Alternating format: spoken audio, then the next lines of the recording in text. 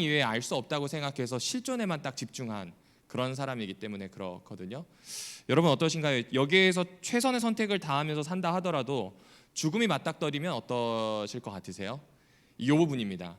만약 죽음을 맞닥뜨리게 되면 아무리 존재한다 하더라도, 뭐 실존하는 내 상황에서 최선을 다한다 하더라도 그 선택이 아무리 좋은 선택이라 할지라도 허무해지게 됩니다. 소망이 없어지는 거죠. 그 이야기를 하려고 합니다. 특별히 일요일에는요, 고린도전서 이 15장에 대한 이야기를 합니다. 이 고린도전서 15장에 대해서 고든피라고 하는 목사님이 이렇게 해놨는데요, 요약하면 이렇습니다. 고린도 교인들 중에 어떤 사람들은 부활이 없다고 생각한 거예요. 방금 말씀드린 실존주의자들처럼. 그래서 바울은 지금 논리적으로 이 사람들을 설명해서 이해시키려고 합니다. 왜냐하면 고린도 교회 자체가 헬레니즘 문화이기 때문에 그래요. 그러니까 그들이 익숙한 철학에 대한 내용을 가지고 차분히 좀 정돈하려고 하는 것이죠. 그래서 핵심이 무엇이냐면, 부활이 없다면 미래도 소망도 없는데 왜 고생스럽게 예수를 믿는가? 이것에 대한 이야기입니다. 하나씩 좀 살펴볼게요. 여기 보시면 제가 이렇게 기호로 표시를 했는데, A라고 되어 있는 거는 복음에 대한 내용이고요, B는요 현재 우리 상황입니다. 그러니까 이 고린도 교회의 상황이죠. 그리고 이 A-라고 되어 있는 부분이 있을 겁니다. 그리스도에 대해서 가지는 결론입니다. 이 그리스도에 대해서 가지는 결론은 이 B-에 나와요. 어떤 가설을 수용했을 때, 쉽게 얘기하면 부활이 없다고 얘기했을 때 어떤 논리적 결론이 있는가, 이 순서로 되어 있습니다. 한번 보실까요? 첫 부분은 이렇게 되어 있습니다. 뭐라고 표현하냐면, 우리는 죽은 자 가운데서 그리스도가 살아나셨다는 것을 선포한다. 복음이죠. 복음의 내용이에요. 근데 우리의 현실은 뭐냐면, 어떤 사람들이 부활은 없다고 이야기한다. 그리고 이제 다시 B-입니다. B-는 그들 현재 입장에 대해서 그 가설을 수용했을 때입니다. 이들의 주장을. 만약 죽은 자의 부활이 없다라는 걸 정말 우리가 믿게 된다면, 혹은 그렇다면 A-, 그리스도의 부활이 있을까요, 없을까요? 없어요. 그러면서 또 이어가게 됩니다. 만일 그리스도가 다시 살아나지 않으셨다면, 그러면 우리의 선포와 너희가 믿고 있는 모든 것들은 헛것이다. 그렇죠? 그 다음에 이 사람이 정말 하고 싶은 이야기를 R1과 R2에 넣었습니다. 우리와의 선포와 너희의 믿음이 헛것이다. 그리고 더 나아가서 우리는 하나님의 거짓 증인들로 발견될 것이다. 그러니까 신에 대해서 모르고 신에 대해서 거짓말하는 사람들이 될 것이다. 이렇게 이야기를 합니다. 그러면서 이유를 다시 한 번 더 설명합니다. 왜냐하면 복음에 대한 내용이죠. 우리가 하나님에 대해 그가 그리스도를 일으키셨다고 증거했기 때문이다.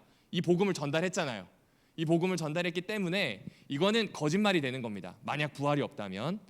그러면서 이야기합니다. 그분이 그를 다시 일으키시지 않으셨다.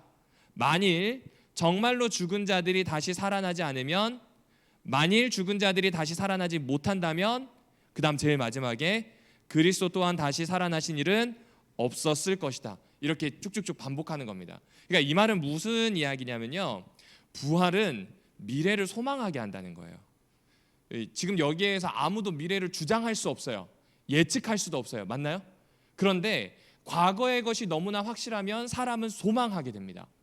왜 이런 이야기 있잖아요. 어렸을 때 동화를 읽다 보면은 기사가 나타나서 공주를 구해준다든지 멋진 용사가 나타나서 마을을 구조하는 이야기가 있어요. 근데 그 이야기를 어렸을 때는 100% 진실로 믿습니다. 그래서 실제로 내가 어려운 일을 당했을 때 영웅을 구하는 마음이 있어요.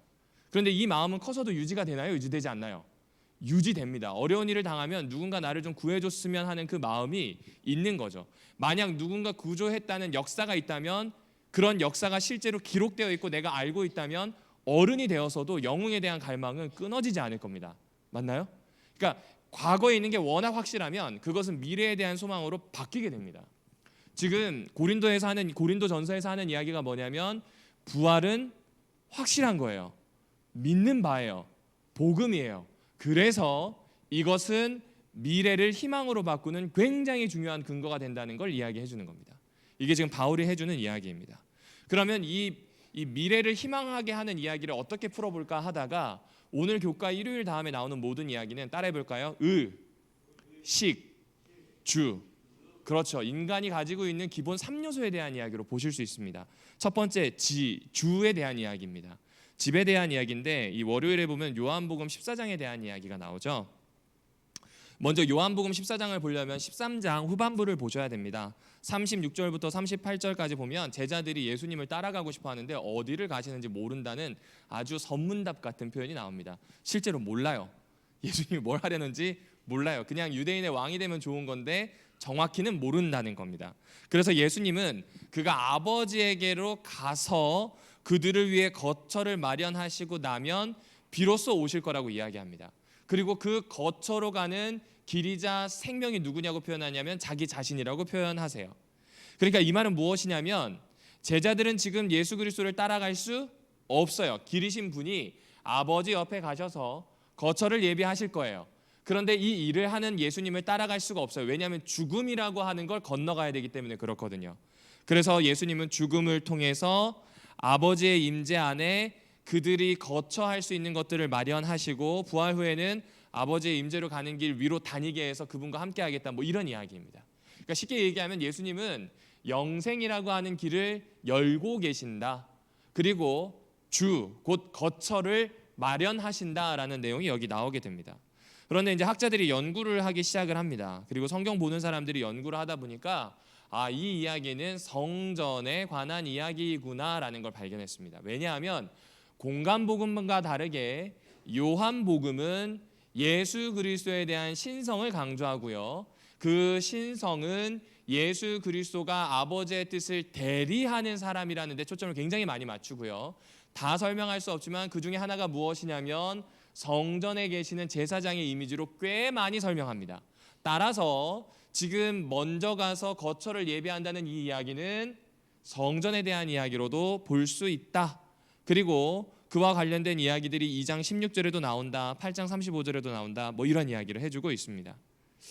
그리고 조금 더 보실까요? 많은 사람들은 예수님의 말씀을요 장차 올 미래의 약속으로 믿었다는 겁니다. 그렇죠? 이 미래에 대한 이야기잖아요. 그러나 문맥을 통해서 보면 예수께서 그 말을 하시고 14장 전체 문맥을 보면요, 미래에 대한 이야기이기도 하지만 오늘 여기가 아버지의 임재가 있는 곳이 된다는 것에 대한 이야기를 엄청 자세하게 설명하십니다. 그러니까 무슨 이야기냐면 예비된 거처가 있다. 그런데 그 거처를 가기 전에 우린 여전히 하나님과 함께 거주한다. 이거 출애굽에 대한 모티브입니다. 그러니까 구약에 있는 출애굽이라고 하는 사건을 자꾸 가져와서 신약에 있는 저자들이 반복하는 이유가 뭐냐면 부활이 있기까지 혹은 예수가 오시기까지 종말이 되어서 예수를 만나서 영원한 생명을 얻기까지라고 하는 이 시간 차이가 있거든요. 그 시간 차이를 초대교인들도 길지 않을 거라고 생각했는데 자꾸 지연이 되는 겁니다. 이 지연이 되게 되니 내용을 찾은 거예요. 가나안 들어갈 때까지 40년의 지연이 있었어요. 그 40년 지연 동안 준비되어 있는 거처는 가나안이지만 이곳 광야에서 하나님과 함께 거주합니다. 그게 어디냐면 성소, 성전이에요. 그 이야기를 지금 들려주고 있는 겁니다.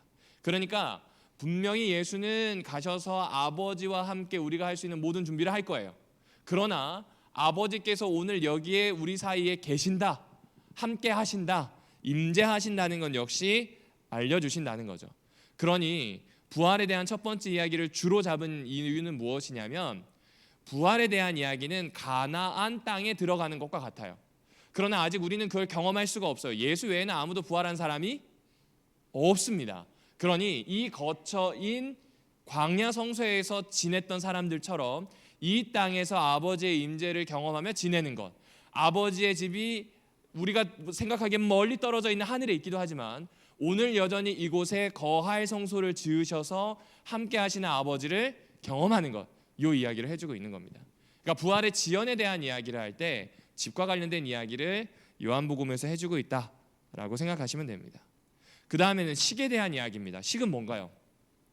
먹는 거죠. 여러분이 잘 알고 계시는 것처럼 요한복음 6장에 보면 오병이어 사건이 나옵니다. 그 오병이어 사건이 나온 다음에 생명의 떡에 대한 이야기가 나옵니다. 요한복음은요 공간복음과 다르게 공간복음 안에 있는 사건을 많이 사용하지 않습니다. 그런데 모든 복음서가 사용하고 있는 게 뭐냐면 오병이어에 대한 사건입니다. 그런데 오병이어에 대한 사건을 대부분 유월절에 갖다 붙였어요. 그리고 요한도 물론 유월절에 대한 이야기를 합니다. 왜냐하면 이 요한복음 6장 5절인가요? 거기에 보면 마침 명절이 되었다 혹은 유월절이 되었다는 표현이 각 번역본마다 다르지만 나옵니다. 그 유월절에 있었던 사건이라면 떡을 먹고 준비해서 이제 출애굽해서 광야로 가는 겁니다. 새 출발하는 것에 대한 이야기죠. 이건 공간복음에서 많이 맞춰져 있는 이야기입니다. 그런데 요한복음은 그런 새 출발에 대한 이야기가 아니라 생명의 떡인 예수에 굉장히 초점을 맞춥니다. 다시요, 무엇이라고요? 생명의 떡입니다. 그러면 요 이야기를 조금씩 풀어볼게요. 여러분 잘 보시면 타락은요, 음식 때문에 시작이 됩니다. 근데 대부분 이걸 건강식하라는 이야기로 하는데 그거는 죄송하지만 왜곡입니다. 음식 때문에 시작합니다. 이 말을 아마 아실 거예요. 당신이 먹는 것이 곧 당신이다. 그렇죠? 이거 굉장히 기독교적 이야기로 아시는데 아닙니다. 유물론자인 포이어바흐가 이야기한 이야기입니다. 이 당신이 먹는 것이 당신이다. 이 말은 무엇이냐면 내가 먹고 있는 음식이 나를 얽어매고 있다, 종속시킨다 이 뜻입니다. 이런 걸로 많이 받아들이죠. 고기 많이 먹는 사람들 같은 경우에는 성질이 포악하고, 보면 이렇게 동의보감에도 그런 이야기가 나와 있습니다. 채소를 많이 먹는 사람은 비리비리해 보이지만 그래도 사람이 온순하고 뭐 이런 이야기들이 동의보감에도 나와 있고 꽤 많은 데서 나옵니다. 심지어 서양에서도 나오는 이야기입니다. 그러니까 음식이 자신의 성품이라든지 캐릭터를 결정한다, 인생을 결정한다라고 하는 이야기, 내가 먹고 있는 것 자체가 나를 결정한다라고 하는 이야기를 동양뿐만 아니라 서양에서 한다는 거죠. 그런데 이 이야기가 성경에서는 조금 의미가 달라지는 겁니다. 여러분 보시면요, 일단 인간은요 배고픔, 갈증을 느끼는 존재입니다. 저도 지금 조금 있다 보니까 목이 말라질 것 같아요. 여기 나오고 있는 이 화레이 때문에 조금 있으면 이제 목이 말라질 것 같습니다. 여러분 어떠신가요? 오늘 아침에 물을 드셨을 것이고 식사를 하셨을 것이고 아마 몇 분은 지금 이 달달한 것들이 핸드백 안에 채워져 있을지도 모르겠습니다. 그렇죠? 사람은 뭔가를 먹어야 됩니다. 배고픔과 갈증을 느끼는 존재죠. 그런데 성경에서는요 뭐라고 표현하냐면 인간은 세상의 물질을 자신의 생명으로 변모시키는 존재라고 표현합니다. 어디에 나와 있냐면 창세기 1장과 2장에 나와 있는 이야기예요. 음식을 먹어요. 음식을 먹은 다음에 창세기 2장 15절에 보면 지키고 가꾸는 것으로 에너지를 치환시킵니다. 음식을 먹은 다음에 생명을 가꾸는 것, 생명을 수호하는 일에 자신을 쓰는 겁니다. 참 신기하죠? 내가 식물을 먹었어요. 그럼 그거는 에덴 그리고 지구에 있는 것들을 지키고 돌보는 것으로 치환시키는 겁니다. 포이어바흐가 얘기했던 사람은 음식에게 묶인다, 종속된다는 이야기와 차이가 있죠. 다르게 표현해 볼까요? 음식을 먹는다는 의미는 이 세계를 생명으로 변모시키는 하나님의 대리자의 역할을 수행하는 겁니다. 그래서 세계를 만물의 시작이고 모든 만물의 목적인 하나님과 친교를 나누는 수단으로 하나님의 생명이 이들에게도 느껴지고 전달될 수 있도록 만드는 게 뭐라고요? 먹는 것에 대한 이야기입니다. 그러나 우리가 잘 알고 계시는 것처럼 에덴 한가운데는 어떤 게 있죠? 금지된 열매가 있습니다. 금지된 나무에 금지된 열매가 있습니다. 여러분 이 열매는요 인간에게 주어진 선물이 아닙니다. 그리고 이 열매는요 하나님의 축복도 받지 않은 것입니다. 곧 그 열매를 먹는 일은 하나님이 주신 생명을 가지고 생명스러운 활동을 하는데 하당 도움이 되지 않는 겁니다. 그러니까 음식을 먹는 활동은 생명을 얻는 수단인 거예요. 무슨 말씀인지 이해하시죠? 내가 잘 먹어서 생명을 지키고 생명을 수호하고 생명을 가꾸는 생명을 위한 수단이 음식, 식이에요. 식. 그런데 문제가 뭐냐면 이제 하나님이 먹지 말라고 하는 그 금단의 열매를 먹는 것이 목적이 돼버린 거예요. 수단이 목적으로 바뀌게 된 겁니다. 수단이어야 할 음식이 이제 인간을 종속시키게 됩니다. 돈이라고 하는 음식에 종속되면 그 돈을 끊임없이 내가 만족할 때까지 먹기 위해 목적으로 삼습니다. 근데 여러분 돈이 목적인가요? 돈을 사용하고 싶은 것이 목적인가요? 그렇죠. 근데 의외로 돈이 목적이 되는 경우가 많습니다. 사람이라고 하는 게 금지된 열매를 먹은 이후에 수단이어야 할 것들을 끊임없이 목적으로 바꾸는 일들이 많아졌다. 이 이야기로 볼 수 있습니다. 이걸 좀 바꾸면 인간은 하나님으로부터 온 삶이나 하나님을 위한 삶이 아니라 자기 자신을 위한 삶, 이것을 갈망하게 되었다. 이렇게 보아주시면 좋습니다. 이게 타락이다라고 설명을 해주는 거죠. 그러니까 하나님은 사람을 통해 하나님을 사랑하는 것을 통해 하나님께 돌아가는 대신 이제는 인간이 세상에 있는 것, 먹는 것 자체를 목적으로 삼는 것, 이것이 바로 문제입니다. 음식 그 자체는 아무 목적이 없어요. 그것은 생명으로 변모되어야 하는 수단으로 주신 거예요. 그런데 그 자체가 목적으로 된다, 이건 잘못되었다. 이 이야기를 지금 제가 반복해서 드리는 겁니다. 자, 그러면 이제 조금 더 생각을 해보셔야 되겠죠. 이 세계의 의존은 이 세계에 대한 우리가 의존하는 거 있잖아요. 먹는 것, 뭐 이 세계에서 우리가 하고 있는 모든 의존들은요, 생명으로 변모될 때 극복할 수 있습니다. 생명이란 그 삶에 하나님을 소유하는 겁니다. 어떤 이야기냐면 요한복음 1장 4절에 보면 창조된 것들이 그에게서 생명을 얻으니 그 생명은 사람의 빛이라는 표현이 나옵니다. 그러니까 하나님에 대한 것들을 소유할 때, 하나님에 대한 것들을 그 속에 넣을 때 우리는 바뀌게 되는 거죠. 이제부터는 세계를 생명으로 변모시킬 수 있는 능력이 내재하게 된다는 게 요한복음의 이야기입니다. 세계가 변모하지 않으면 절대적인 의미 혹은 절대적인 아름다움, 절대적인 선과의 친교를 멈춘다면 세상은 무의미해질 뿐이고요. 무의미해지는 것들은 사라집니다. 곧 죽음과 연결될 수밖에 없음을 이야기해주고 있는 겁니다. 그러니까 차치하고요. 간단하게 설명하면 이제 수단과 목적이 완전히 도치된 것들을 바꾸는 힘이 필요한데 이거는 예수라는 생명을 통해서 얻을 수 있다는 겁니다. 생명의 빵을 먹어야 생명이 나오지 생명이 아닌 걸 먹으면 생명이 나오겠는가? 이게 요한의 의도인 거죠. 잘 생각해 보실까요? 우리는 살기 위해서 먹는다고 하죠. 근데 제가 고등학교 사회 시간에 그 사회 선생님이 좀 실없는 농담을 잘 하셨는데 왜 사람이 한심한지 아냐? 양심이 없으니까 한심해진다. 뭐 이런 농담을 하셨어요.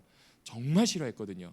세상에 그런 재미없는 농담을 했는데 그분이 했던 이야기 중에 이런 이야기가 있었습니다. 너네 살기 위해서 먹는 것 같아? 아니요. 니네가 먹는 그 숟가락 끝엔 저승사자가 있어. 이렇게 이야기하시더라고요. 그러니까 아무리 살기 위해서 먹는다고 생각해도 무덤으로 가는 그 길을 멈추거나 막을 것이 없다는 이야기입니다. 또 잘 생각해 볼까요? 여러분, 우리는 살기 위해서 먹는다고 하는데요. 실제로는요, 죽음을 먹어요. 뭐 고기를 먹는다고 하면 죽은 동물을 먹는 거고요. 반찬과 뭐 곡식을 먹는다고 해도 죽은 식물을 먹는 겁니다. 썩어서 분해될 것을 먹어요. 다시 말씀드릴게요. 당신이 먹는 것이 곧 당신이라고 했을 때 인간은 죽음을 먹기 때문에 죽음이 나올 수밖에 없는 겁니다. 더 중요한 사실은 인간 자신도 죽어요. 이것이 바로 타락의 심각한 상태입니다. 더 심각한 건 이걸 당연한 것으로 받아들였다는 겁니다. 성경이 우리에게 고발하는 내용이에요. 꽤 오랫동안 죽음이라고 하는 게 내려오다 보니 그게 당연한 것으로 받아들이는데 본래 창조의 목적이나 하나님의 뜻과는 전혀 상관이 없다는 게 성서에서 하는 겁니다. 다시 말씀드리지만 나사로의 무덤은요, 그런 이야기입니다. 죽음을 받아들이셨다면 여기에서 울지 않으셨다. 이것이 바로 요한복음에 나오는 이야기입니다. 하나 더 있습니다. 나사로가 죽자마자 치워버립니다. 그렇죠. 참 사람은 신기하게 아무리 정이 들고 아무리 감사한 사람이고 은혜를 입은 사람도 죽으면 희한하게 빠르게 치웁니다. 길어야 5일 안에 치워요. 표현이 그렇지만 그렇게 해서 매장을 하든 화장을 하든 수목장을 하든 우리 눈에서 사라지게 합니다. 왜냐하면 부패하는 것을 그 눈으로 견디지 못해요. 나사로도 그렇게 처리했습니다. 그런데 예수님은 오자마자 그 냄새나는 나사로를 찾으세요. 그리고 무엇 하시냐면 나사로를 살리는 일을 하십니다. 부패하고 썩어지고 있는 것을 생명으로 변모시키는 작업을 하셨다. 이렇게 보아주시면 좋을 것 같습니다. 다시 말씀드리지만 예수는 우리의 썩는 냄새를 맡고 찾아오셨어요. 정확히 표현하면. 그런데 사람들은 그 앞에 냄새를 숨기려고 한다는 거죠. 그럴 일이 아닌 것 같습니다. 그리스도 교회에서 말하는 타락은요, 죽음이 정상적이고 자연스러운 것, 우주라는 무덤에서 인류가 일으키는 끝없는 소동, 죽어가고 있는 사람들, 이미 죽어버린 이들을 위해서 뭔가 기념하고 세우려고 하는 노력이 헛되다. 그런데 그럼에도 불구하고 이거에 집중한다. 이것을 타락이라고 보는 겁니다. 여러분, 인간에게는요, 근원적인 배고픔이 있습니다. 생애의 빛 혹은 뭐 정노의 계단 다양한 제목으로 있는데 거기 2장에 보면 사랑에 대한 이야기가 나오죠. 왜 사랑에 대한 이야기가 나올까요? 잘 생각해 보시면요, 이기적일 땐 사랑 안 나와요. 그런데 사랑을 듬뿍 받으면 흘러나옵니다. 신혼초를 생각해 보십시오. 서로가 서로에게 이만큼 이타적일 수 있을까요? 그런데 그 사랑이 서로에게 어느 정도 조금 차츰차츰 변하고 뭔가 좀 이렇게 세월에 따라 바뀌게 되면요, 그때부터는 원칙과 합의에 따라서 사랑하는 연습을 해야 됩니다. 그게 사람입니다. 그런데 이게 참 신기하죠. 본능적으로 인간은 채워지면, 넘쳐 흐르면 나누게 되어 있습니다. 인간에게 그 근원적인 배고픔을 준 건 역으로 생각하면 절대적이고 끊임없이 채우고 충만하게 하고도 남을 신이 있다는 걸 알려주는 겁니다. 그러니까 하나님이 끊임없이 우리를 채우실 준비가 되어 있다는 이야기를 하는 겁니다. 쇠하여지지 않는 삶에 대한 열망이 부활이고요. 그 부활, 곧 인간의 갈망을 채우고 새롭게 하고 생명으로 변모시키는 일을 예수는 하셨다. 이것이 바로 시계에 나오는 이야기입니다. 그러니 오늘 이 교과에 나오는 이 신약에 나타난 소망을 한마디로 요약하면 인간의 갈망을 채우는 영원하신 분, 생명이신 분, 부활이신 예수를 소개하고 있다. 이렇게 보아주시면 됩니다. 집을 준비하듯이, 그렇죠? 그러니까 우리가 먹고 있는 것 자체를 통해서 가르쳐 주듯이 말입니다. 자, 이제는 마지막 이야기, 의에 대한 이야기입니다. 자, 여러분 복장을 한번 좀 보실까요? 제가 이게 와이프한테 늘 지적받는 건 왜 넥타이가 맨날 돌아가 있느냐 이겁니다. 근데 돌아가 있을 수밖에 없는 이유가 있습니다. 기성복으로 나온 와이셔츠가 제 목 이 둘레를 감당하지 못합니다. 희한하더라고요. 이게 20대 때부터 그랬어요. 운동을 할 때 좀 그런 운동을 할 걸 그랬어요. 목이 얇아지는 운동을 하고 많은 것 중에 선택한 게 목이 두꺼워지는 운동을 해서 이게 안 됩니다. 그러니까 있다 보면 이게 막 돌아갑니다. 그러니까 늘 보면 저는 여기부터 봐야 합니다. 여러분 어떠신가요? 복장을 볼 때 어디를 먼저 점검하시나요? 제가 보면 재미있는 게 기숙사에 살면 선배나 친구들의 모습을 보거든요. 머리를 제일 먼저 손에 가는 사람이 있고요. 코를 제일 먼저 만지는 사람이 있고 바지춤을 만지거나 상의를 만지거나 각각 초점을 맞추고 보는 부분이 다릅니다. 그런데 중요한 건 뭐냐면 옷을 통해서 자신이 가지고 있는 것을 뭔가 표현하려고 하는 건 분명합니다. 따라서 옷은 신분을 표현해요. 그리고 그 신분을 표현하는 옷을 끊임없이 매만지고 끊임없이 관리하는 것도 뭐 인간의 어떤 의미에서는 숙명인 것 같다는 생각을 합니다. 여러분 고린도전서 15장에 보면 우리가 순식간에 홀연히 변화할 것이라고 합니다. 홀연히 변화했다는 거 언제 느끼는가? 내가 늘 집중해서 보던 것들이 바뀌는 겁니다. 코를 집중했던 사람, 눈을 집중했던 사람, 옷의 상의나 바지춤을 집중했던 사람들의 뭔가가 바뀌었을 때의 이야기입니다. 그런데 이 순식간에 홀연히 변한 것은 전 존재에 대한 변화입니다. 신분에 대한 변화입니다. 그 신분과 그 존재 자체에 대한 변화를 이야기해주고 있습니다. 언제 변하는가? 나팔 소리가 날 때, 자는 자들도 하나님이 그와 함께 데리러 오시는 그때 홀연히 변하게 될 것에 대해서 이야기합니다. 이걸 다시 출애굽으로 가볼까요? 여러분 출애굽에 살고 있었던, 그러니까 이집트에 살고 있었던 이스라엘 백성은 440년 동안 노예로 살았어요. 자기의 신이 누군지도 모르고 안식일도 모르고 그냥 자기의 민족 정체성이 그냥 여호와를 따라왔다 요 정도만 알 뿐이지 몰라요. 완전히 깨끗해졌어요. 뇌가 하얘요. 그런데 그런 이들을 홍해로 건너가게 합니다. 홍해로 건너가게 하는데 홍해를 건너기 전에는 노예 신분이었는데 홍해를 건너고 나니 노예 신분이 완전히 끝났어요. 왜냐하면 추격하던 이집트 군대가 포기할 수밖에 없도록 만드셨습니다. 이제부터는 노예가 아니라 자유민으로 살아갑니다. 무엇이 바뀐 거예요? 신분이 바뀐 거예요. 문제는 근데 자질이 아직이에요. 여전히 노예 근성이 있죠. 이집트에 갔으면 좋았을 것을 40년 동안 한 것이 무엇인가? 구름 기둥과 불 기둥을 두어서 이들의 자질을 바꿉니다. 불평불만하며 살았어요. 그러나 불평불만하더라도 하나님이 누군지, 어떤 방식으로 살아야 되는지, 어떤 태도여야 하는지, 이방인들과 무엇이 다르고 무엇이 공통적인지를 가르치기 시작합니다. 자질이 바뀌니까 가나안에 들어갈 수 있는 이 자격을 얻게 됩니다. 똑같습니다. 침례를 대부분 홍해로 보고요. 그리고 요단을 건너는 걸 예수 그리스도의 재림으로 봅니다. 그 사이에 유예된 기간 우리가 해야 될 것은 뭔가? 매무새를 확인하는 겁니다. 옷에 대한 이야기입니다. 홀연히 바뀔 거예요. 홀연이라고 하는 건 갑자기란 표현도 되는데 국어사전에 찾아보니 오랫동안 되었던 변화가 스르르 그냥 스리슬쩍 이렇게 넘어가는 변화에 대해서도 홀연이라는 표현을 이렇게 부용례로 사용하더라고요. 여기에서 우리가 가지고 있는 끊임없는 훈련이 나중에 홀연히 신압으로 우리를 바꾸게 될 것에 대한 이야기를 합니다. 그런데 그 초점이 어디에 맞춰져 있는가? 그리스도의 부활. 생명을 생명답도록 세계를 생명으로 변모시키셨던 그리스도의 부활이 그 능력을 가지고 있다는 겁니다. 그러니 그걸 자꾸 품으라는 이야기를 해줍니다. 그 부활을 자꾸 품어서 채우라고 이야기합니다. 새로운 존재로 되는 그 초청에 응하라는 이야기가 오늘 신약을 통해서 바라볼 수 있는 소망, 그리스도 예수에 대한 이야기입니다. 모쪼록 교과책을 한번 다시 찬찬히 넘겨보셨으면 좋겠습니다. 그런데 이렇게 보시면 좋겠어요. 그냥 재림은 소리에 들리게 온다, 데살로니가전서 4장 이러지 마시고 배웠던 대로 생각하지 마시고 그 본연의 의미가 뭔지를 여러 번 반복해서 곱씹어 보시면 참 좋습니다. 제가 추천해드리는 가장 기초적이지만 가장 좋은 방법, 100이면 100 다 성공하는 방법은 느리게 읽는 겁니다. 그래서 느리게 읽기 위해서 일부러 남의 나라 언어로 읽으셔도 좋고요, 한문으로 읽으셔도 좋습니다. 느리게 읽어주세요. 느리게 읽으셔서 그 내용을 차분히 좀 정리해 보셔도 도움이 되지 않을까 싶습니다. 잠시 기도하겠습니다.